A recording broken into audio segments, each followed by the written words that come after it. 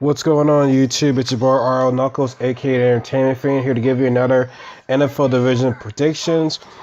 Yes, now we finished with the AFC divisions. Now we move on to the NFC. And like I said before, I'm gonna go by like the easiest to predict to like the hardest one to predict for the last one. So right now, the easiest to predict to start off with is the NFC North. The NFC North, we have the Green Bay Packers, Minnesota Vikings, Detroit Lions, and the Chicago Bears. Now, already, I'm going to start off with. I already have the Packers winning this division. Now, the only team I see being competitive with would be the Minnesota Vikings. But before I get into that, I'm going to start from the bottom. I'm going to start with the Bears. I have them going 1-15. I think they are a mess with the coach. Now with the quarterback, I think Trubisky is probably going to be. I wouldn't be surprised to see him as a starter. Maybe not week 1, but maybe he'll later be the starter as time goes on because their current quarterback it's not working for him. I mean, granted, Trubisky did have a better preseason, but at the same time, though, excuse me, he was going against second team defenses, so you can't be like, oh yeah, he can do something. But I mean, better start him young. I mean, I'm still a little bit surprised that they drafted a quarterback. I mean, at the same time though, can you believe in their current quarterback? I wouldn't. So I mean, it was a risk that they had to take, and no, maybe Trubisky doesn't have to play this year, but he's gonna play anyway. I mean, it seemed like almost like a Carson Wentz situation when they drafted him, but they don't expect him to play the first year. But Carson Wentz did play his first year. But I do think Trubisky is gonna be playing majority of the season. Now all that said and done, I mean, their best wide receivers out.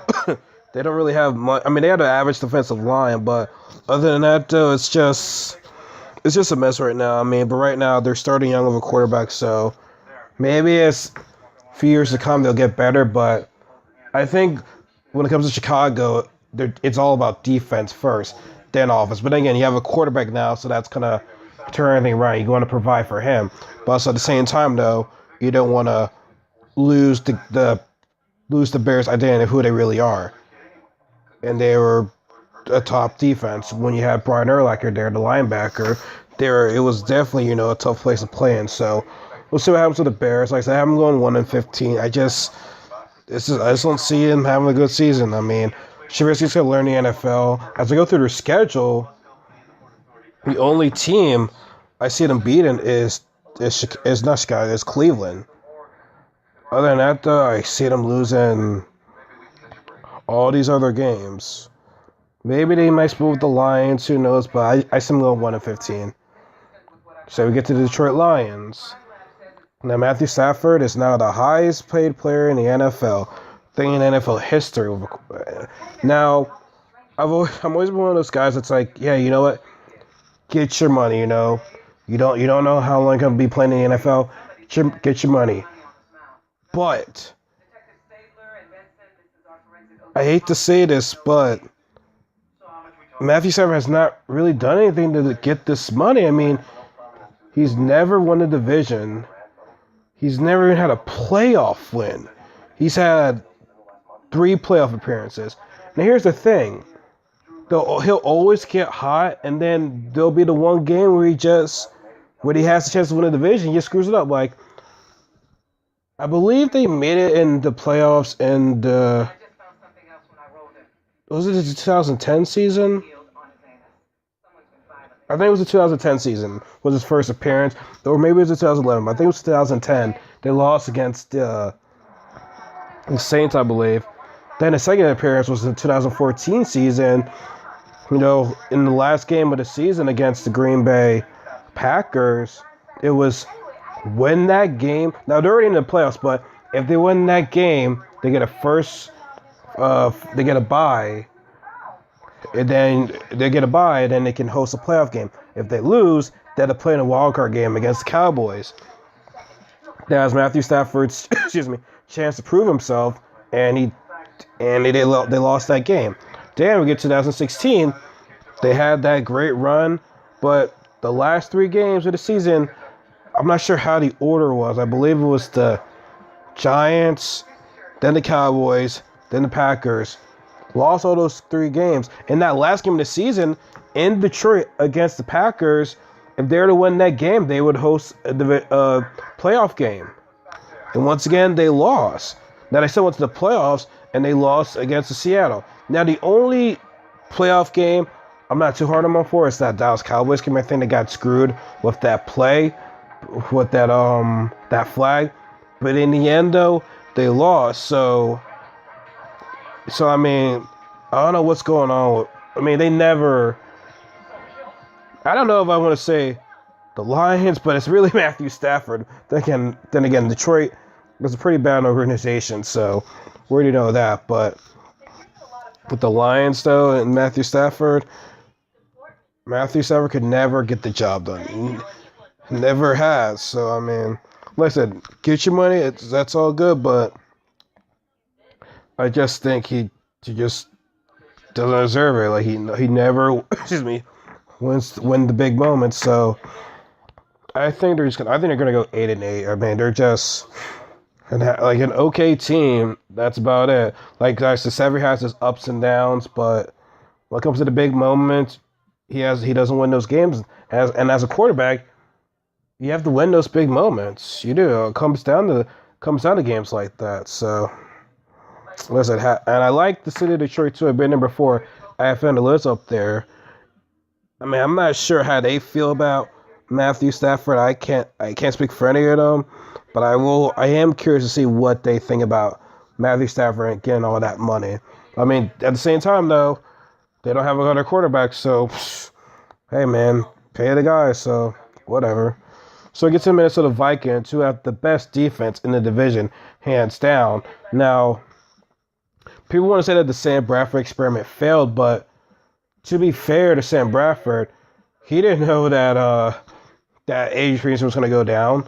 His offensive line wasn't all that great, and his receivers were going to catch the ball. He didn't really have anybody on offense, so can't really say the Bradford experiment failed when he was making good throws to them. They just weren't catching the ball, and they had that good start, 5-0. Probably that. So I don't know who they beat. It was I'm trying to think. It was the Titans, Packers, Panthers, Giants, and Texans. Now I'm not sure it wasn't on that order, but those are the 5 teams that they beat to get a good start. I mean, being the Packers was something, and at the time, the Panthers were good at the beginning, but then they just started falling apart, and throughout the rest of the season, then the Giants I think was a good win too. But after that, starting facing us, you start seeing the blueprint on how to beat them, and that's when they started losing. Now I think their offense will be better. I think having Latavius Murray and Dalvin Cook, rookie, he have a double-headed running back, so that's going to help the run game out. It takes the pressure off of Bradford. And so I think when you have a running game, it's definitely a quarterback's best friend. And their defense is still going to be legit. It just comes down to their offense helping them out. If their offense can't get the job done, then their defense is going to be left on the field. It's going to be a huge struggle for them. But I can see them getting back to their 2015 form now. They're going to go 12-4. I'm not sure, but I do have them going 10-6 this year. I have them going as 10-6. Probably enough to get into a wild card spot, but we'll see what happens to the rest of the division. But I think I do actually have them as a team bouncing back in the 2017 season. So, and plus, one of my good friends is a Vikings fan, so, I am choosing a little bit of my heart to give them a 10-6 win because, this team is just very talented. I like their coach, love their defense, and Bradford is not a bad quarterback. I just feel as though he's always been screwed with not having, a great offense. Like I said, what happened with the Rams, the Rams bad organization. With Chip Kelly, he just didn't fit that system. And then here in Minnesota, your offensive weapons were falling apart. So, like I said, maybe we'll see something different this year. Who knows? So then we get to the Packers, who I believe is going to win the division with a 12-4 record. And so now they have everybody back on offense. They got Martellus Bennett. Now here's my only thing with the Packers. They didn't really do anything. Except for that hard breathing. They didn't really do anything on their defense. They got Kevin King, a cornerback, in the second round. That's good. But other than that, though, you're gonna need more than that. So I feel so once again, the Packers defense is gonna be a pretty low ranked defense. It's just kind of come down to their offense once again. So I just think they could have done more. I think the Packers are always just trying to help Aaron Rodgers out, and it's like, yeah, you want to have your quarterback out, but your defense has to do something.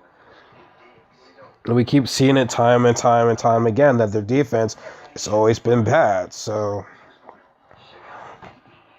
nothing really to say about the NFC North. I mean, when you have Aaron Rodgers in Green Bay, I mean, it's kind of a no question. But in 2015, I was not expecting the Vikings to have a 12-4 record and win the division. Was it a 12-4 record? I think it was. I think it was a 12-4 record. Correct me if I'm wrong. But they were really good that year. Can you make the argument that Rodgers didn't have Jordy Nelson?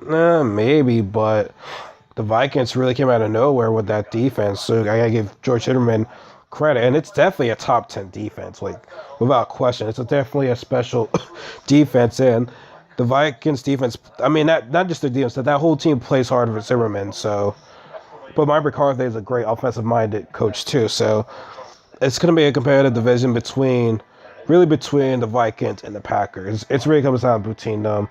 Lions, I see them as third place, and the Bears. Yeah, but this is probably the shortest prediction video they had to do. Probably close to the AFC East. But yeah, the NFC North is in a way it's a given to see who's gonna win this. But like I said, Vikings could win this division as well too. So I don't count them out, but I'm just predicting who I think is gonna win. But let me know what you guys think in the comment section below. Subscribe if you like the video. Give me a thumbs up if you like the video. And that'll be a huge support and huge thank you to you guys. So this is RL Knuckles signing off, and I'll be doing the next video pretty soon. Take care.